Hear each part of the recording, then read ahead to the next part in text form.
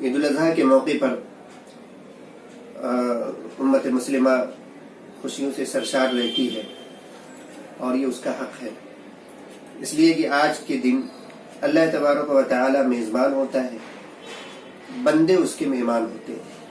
یہ وجہ ہے کہ اس تاریخ میں اگر کوئی شخص روزہ رکھنا چاہے تو اسے اس بات کی اجازت شریعت نہیں دیتی ہے۔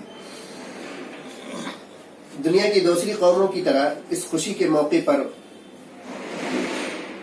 جو ہے بے قابو ہو کر کے غیر اسلامی امور کا انجام دینا اور غیر طریقوں کو انجام دینا اور جو ہے سیر سپاٹا کرنا یا اور وہ چیز خوشیوں میں بدمست ہو جانا کہ اپنی سدھ ہی نہ رہے، یہ غیر قوموں کا تو ان کی یہ شناخت ہوتی ہے، اسلام کی یہ تعلیم نہیں ہے۔ ایسے موقع پر بھی اسلام کی یہ تعلیم ہے کہ اللہ تبارک و تعالیٰ کا استحضار رہے، انسان کے روئے روئے میں خوشیاں پیوست ہو جاتی ہیں، لیکن اس کے باوجود بھی وہ اللہ تبارک و تعالیٰ کی اطاعت کے دائرے سے وہ باہر نہیں نکلتا اور نہ نکلنے کی اسے اجازت ہے۔ ایسے موقع پر یہ تعلیم ہے کہ اللہ تبارک و تعالیٰ کی بارگاہ میں جائیں، امت مسلمہ جائے اور اپنی خوشی کے موقع پر اپنی عبدیت کا اظہار کرے۔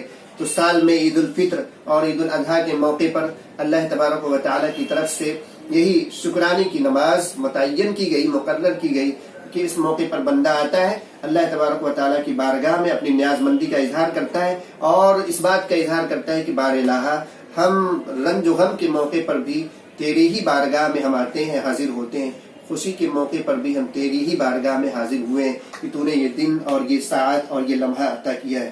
چونکہ حاضرین گرامی، سال میں عید الفطر کے موقع پر اور عید الاضحیٰ کے موقع پر یہ نماز ادا کی جاتی ہے تو لوگوں کے ذہنوں میں یہ بات رہتی نہیں ہے کہ طریقہ کار کیا ہے اور ادائیگی کا طریقہ کیا ہے۔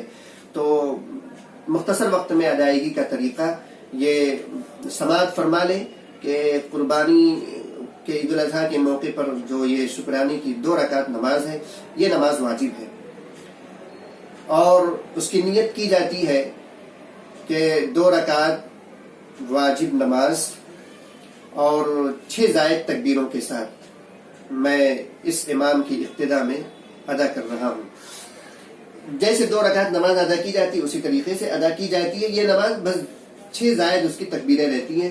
پہلی رکعت میں امام جو ہے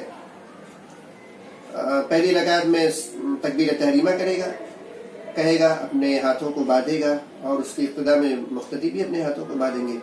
دوسری ثنا پڑھنے کے بعد پھر 3 مرتبہ مختصر سے فصل کے ساتھ اپنے ہاتھوں کو کانوں کی لو تک اٹھائے گا اور پھر اس کے بعد جو ہے 1 مرتبہ اٹھائے گا چھوڑ دے گا، دوسری مرتبہ اٹھائے گا چھوڑ دے گا، تیسری مرتبہ اٹھائے گا، پھر اس کے بعد نیت باندھ لے گا اور جو ہے قرأت کی جائے گی۔ اور قرأت کرنے کے بعد جیسے رکوع سجدہ معمول کے مطابق دوسری نمازوں میں کیا جاتا ہے اس طریقے سے اس میں کیا جائے گا۔ اور پھر اس کے بعد جب دوسری رکعت ہوگی تو دوسری رکعت میں پہلے قرأت کی جائے گی، امام پہلے قرأت کرے گا اور قرأت کرنے کے بعد پھر امام 3 بار زائد تکبیریں کہے گا۔ امام کی ابتدا میں مقتدی بھی 3 بار زائد تکبیریں کہیں گے۔ پہلی بار کانوں کی لو تک اپنے ہاتھوں کو اٹھائے گا اور چھوڑ دے گا اور پھر دوسری بار اللہ اکبر کہتے ہوئے اپنے ہاتھوں کو کانوں کی لو تک اٹھائے گا اور چھوڑ دے گا۔ تیسری بار پھر اپنے ہاتھوں کو کانوں کی لو تک اٹھائے گا اور چھوڑ دے گا۔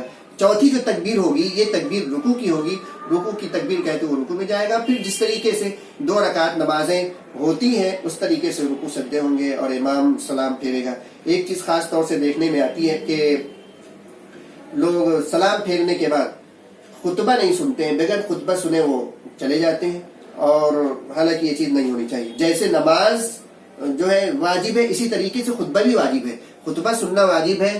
خطبہ سن کر کے ہی تمام لوگوں کو اور تمام مقتدیوں کو جانا چاہیے، بغیر خطبہ سنے نہیں جانا چاہیے۔